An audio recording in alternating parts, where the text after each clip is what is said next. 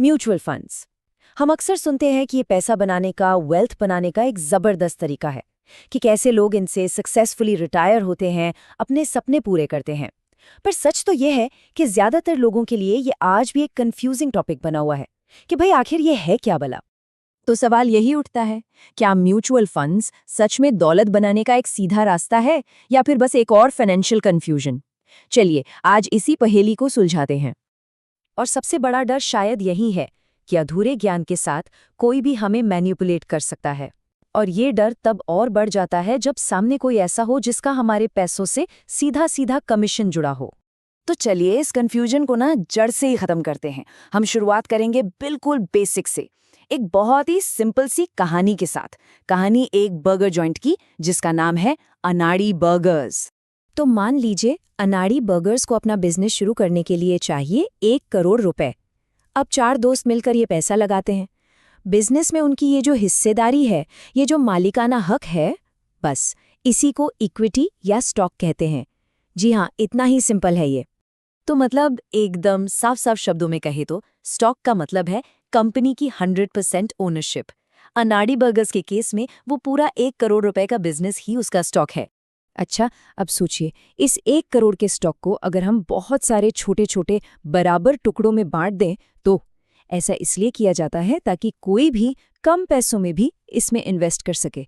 और इसी हर एक छोटे टुकड़े को कहते हैं शेयर।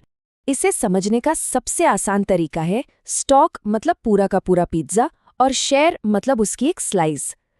तो अगली बार जब कोई दोस्त ये कहे कि उसने 10 स्टॉक्स खरीदे हैं तो उसे प्यार से समझा सकते हैं, दोस्त स्टॉक तो एक ही है, तेरे पास उस एक स्टॉक के 10 शेयर्स हैं। चलिए कहानी में थोड़ा और आगे बढ़ते हैं। अनाड़ी बर्गर्स का बिजनेस अब अच्छा चल पड़ा है और एक बड़ा बायर उसमें इंटरेस्ट दिखा रहा है। तो अब क्या होता है देखते हैं। तो ये बायर आता है, अनाड़ी बर्गर्स हर साल 50 लाख का प्रॉफिट कमा रहा है। बायर कहता है मैं इसके 5 करोड़ दूंगा, यानी कि प्रॉफिट का 10 गुना। और बस फाइनेंस की दुनिया में इसी सीधी साधी कैलकुलेशन को एक फैंसी नाम दे दिया गया है, पीई रेशियो, यानी प्राइस टू अर्निंग्स रेशियो। लेकिन कहानी में एक ट्विस्ट है। चारों दोस्त कंपनी बेचना नहीं चाहते, उन्हें तो बिजनेस को और बड़ा करना है, जिसके लिए चाहिए 10 करोड़ रुपए। तो वो फैसला करते हैं कि ये पैसा आम जनता से, पब्लिक से रेज किया जाएगा। इसी प्रोसेस को कहते हैं कंपनी का पब्लिक होना। इसके लिए कंपनी एक डिटेल्ड डॉक्यूमेंट, जिसे प्रोस्पेक्टस कहते हैं, वो तैयार करती है। फिर आता है आईपीओ यानी इनिशियल पब्लिक ऑफरिंग। इसके बाद कंपनी एनएससी या बीएसई जैसे स्टॉक एक्सचेंज पर लिस्ट हो जाती है और बस उसके शेयर्स की ट्रेडिंग यानी खरीद बिक्री शुरू हो जाती है। पर यहाँ एक बहुत बड़ा, बहुत जरूरी सवाल उठता है, क्या किसी एक ही कंपनी में अपना सारा पैसा लगा देना समझदारी है? इसमें रिस्क क्या है? जरा सोचिए, क्या हो अगर अनाड़ी बर्गर्स के ठीक सामने एक नया ट्रेंडी बर्गर जॉइंट खिलाड़ी बर्गर्स खुल जाए और अनाड़ी बर्गर्स का बिजनेस धीरे धीरे ठप हो जाए?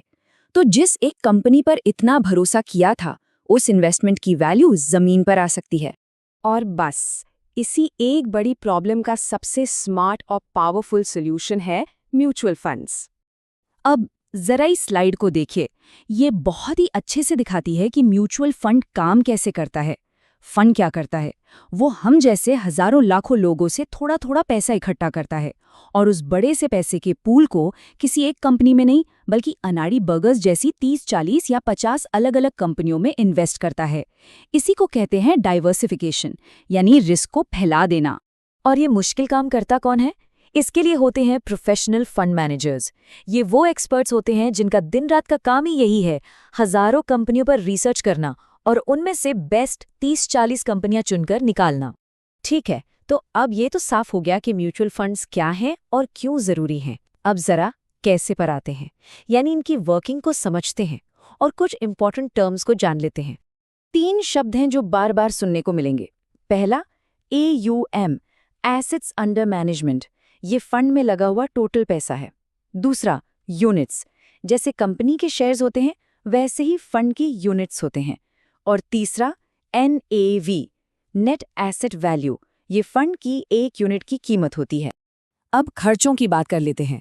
मोटे तौर पर 2 तरह के चार्ज लगते हैं। पहला है एक्सपेंस रेशो, ये फंड मैनेजर और उनकी टीम की सालाना फीस है जो रोज थोड़ी थोड़ी कटती है, ये तो लगना ही लगना है। दूसरा है एग्जिट लोड।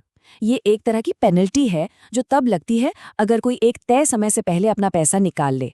ये कंडीशनल है, मतलब हमेशा नहीं लगता। चलिए, अब म्यूचुअल फंड्स की दुनिया के नक्शे पर एक नजर डालते हैं। ये समझना जरूरी है क्योंकि भाई सारे फंड्स एक जैसे नहीं होते। फंड्स को कैटेगराइज करने का सबसे कॉमन तरीका है मार्केट कैपिटलाइजेशन या मार्केट कैप के आधार पर। मार्केट कैप मतलब स्टॉक मार्केट में किसी कंपनी की टोटल वैल्यू। जैसा कि यहाँ दिख रहा है, इसका सिंपल सा फॉर्मूला है शेयर प्राइस को कुल शेयरों की संख्या से मल्टीप्लाई कर दो। और ये स्लाइड देखिए इस कॉन्सेप्ट को कितने अच्छे से समझा रही है। मार्केट कैप के हिसाब से 3 मेन कैटेगरीज हैं। लार्ज कैप फंड्स देश की टॉप 100 सबसे बड़ी और स्टेबल कंपनियों में इन्वेस्ट करते हैं, इनमें रिस्क सबसे कम होता है।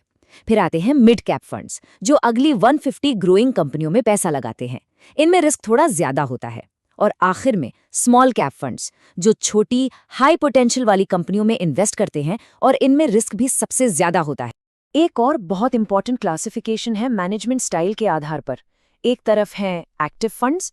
यहाँ फंड मैनेजर समझ लीजिए एक स्टार प्लेयर है जिसका एक ही मकसद है मार्केट को हराना। वो एक्टिवली रिसर्च करके स्टॉक्स चुनता है। दूसरी तरफ है पैसिव फंड्स जिन्हें इंडेक्स फंड्स भी कहते हैं। यहाँ मैनेजर का कोई एक्टिव रोल नहीं होता। फंड बस मार्केट के किसी पॉपुलर इंडेक्स जैसे निफ्टी 50 को हूबहू कॉपी करता है। तो आखिर में सवाल यही बचता है कि एक्टिव और पैसिव इन दोनों में से कौन सी इन्वेस्टमेंट स्टाइल किसी के फाइनेंशियल गोल्स के लिए बेहतर है। इसका जवाब किसी भी निवेशक की रिस्क प्रोफाइल और इन्वेस्टमेंट होराइजन पर निर्भर करता है। और यही वो सवाल है जो किसी की भी इन्वेस्टमेंट जर्नी की दिशा तय करेगा।